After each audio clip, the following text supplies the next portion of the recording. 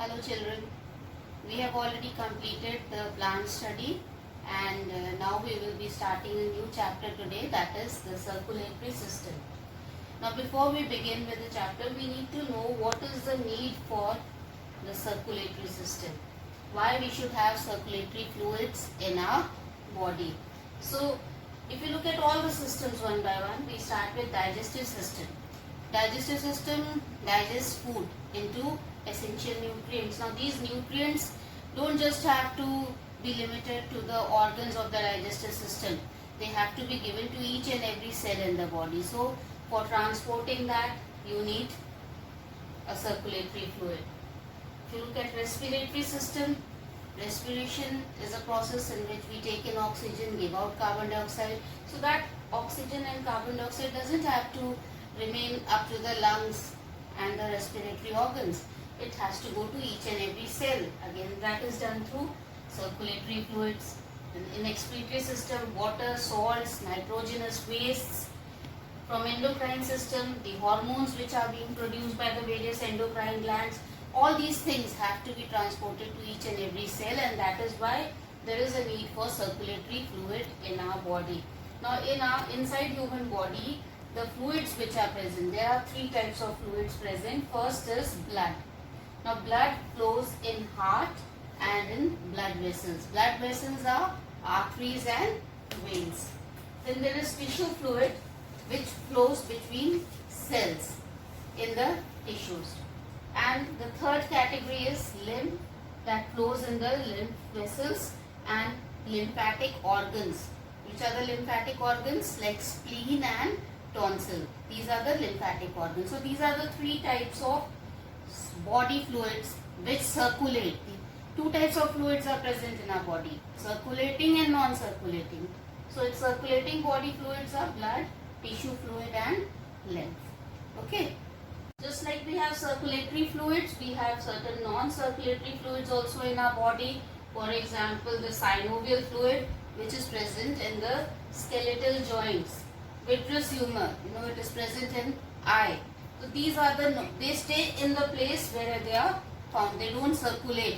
So they don't help in the process of transportation.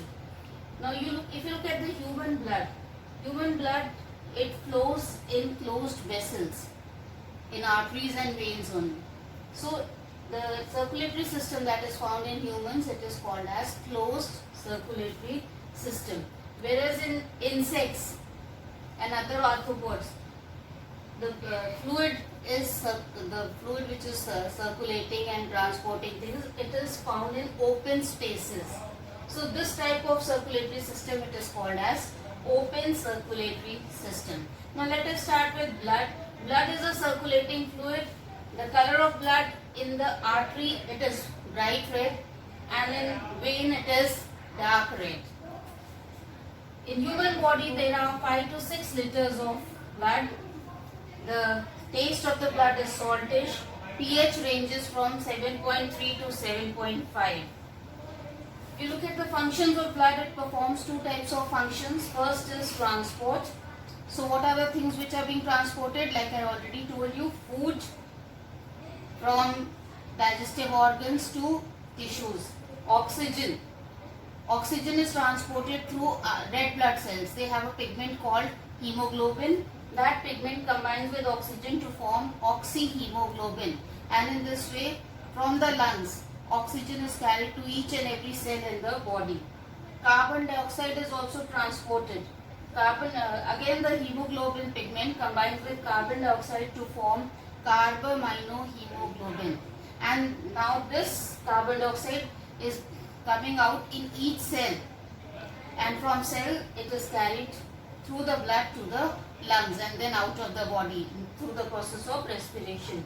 All the excretory and waste materials, hormones, as well as heat, regulation of temperature of the body is also one of the functions of blood. It carries from two hot parts of the body, the heat is transferred to the lower temperature regions, and in this way a constant body temperature is maintained throughout the body. Second type of function of blood is protection. it protects the body. First way of protecting is by formation of a clot. Blood platelets. I'll be later on discussing with you about in detail about the types of blood cells. So one of the type of blood cells is platelets. They form a clot. Whenever you hurt yourself, if there's a wound and blood is coming out of it, you must have observed after some time a layer forms on it and the bleeding stops. So that is called as clot. So clot protects you in two ways. First, it doesn't allow excess of blood to be lost from your body, and secondly, it does not allow germs or other bacteria to enter into your body through the open wound.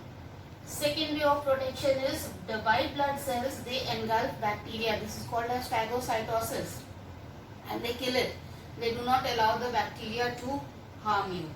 Then blood also protects us by secreting or producing antibodies and antitoxins. Antibodies are chemicals which act on external organisms and destroy them. An antitoxin, as the word itself is saying, toxins means poisonous. So any poisonous substance, if it enters your body, then against it an antitoxin is produced which destroys the or neutralizes the harmful effect of that toxin. So in this way the blood performs the function of protection and it keeps us protected. Okay, the remaining part we'll do in the next video. For now, just go through this from your book. Thank you.